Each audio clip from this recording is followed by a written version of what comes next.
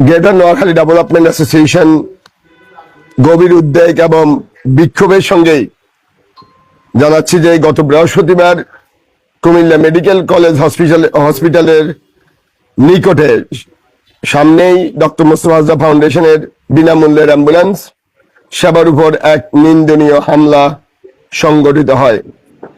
হামলার সময় অ্যাম্বুলেন্সটি একটা মৃতদেহ বহন করছিল। আমরা এই ঘটনার তীব্র নিন্দা জানাই। একে নোয়াখালী ও কুমিল্লার ভ্রাতৃত্ব এবং মানবিক সম্প্রীতি বিনষ্টের এক অপচেষ্টা হিসেবে আমরা দেখি। এটি কেবল একটি মানবিক সেবার জন্য হুমকি নয়, একটা সমগ্র মানবতার বিরুদ্ধে একটা লজ্জাজনক ইতিহাস। আমাদের বিবৃতি সুস্পষ্ট, মানবিক উদ্যোগের প্রতি শ্রদ্ধা। ডক্টর মোস্তফা হাজরা ফাউন্ডেশন একটা অরাজনৈতিক সংগঠন এবং মানবিক সংগঠন যা বাংলাদেশ সহ বিশ্বের 15টি দেশে মর্যাদা, মানবিক মর্যাদা এবং জীবন মর্যাদার প্রতিষ্ঠায় কাজ করে যাচ্ছে।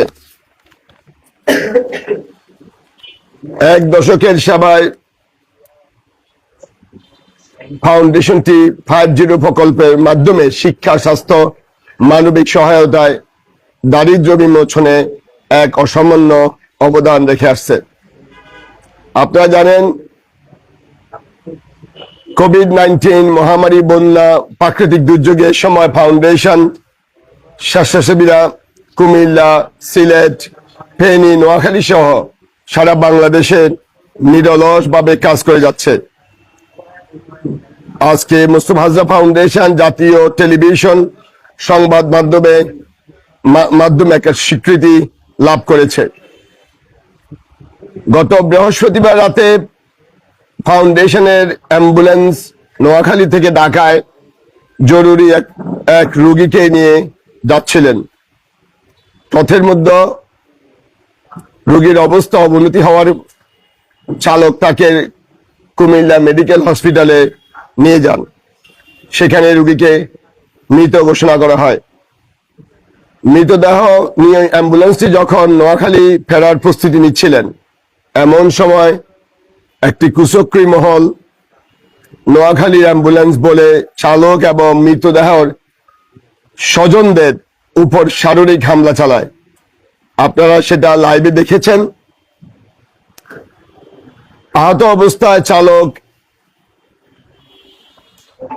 সাহসিকতার সঙ্গে মৃতদেহটি নিরাপদে ফিরিয়ে আনেন।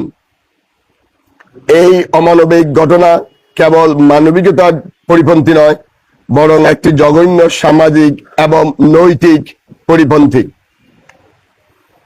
আমরা দৃঢ়ভাবে বিশ্বাস করি এই ঘটনা একটি ক্ষুদ্র মহলের পরিকল্পিত উস্কানি, যা দুইটি জেলার মানুষের মধ্যে হাজার বছরের বন্ধুত্ব এবং সম্প্রীতিকে নষ্ট করতে চায়। Greater Noakhali development association, Comilla জেলার প্রশাসন ও আইন প্রয়োগকারী সংস্থার কাছে জোর অনুরোধ রাখছি, আপনারা এই জড়িতদের অতি দ্রুত শনাক্ত করে যথাযথ আইনি ব্যবস্থা গ্রহণ করুন এবং আপনাদের নৈতিকতার পরিচয় দেন।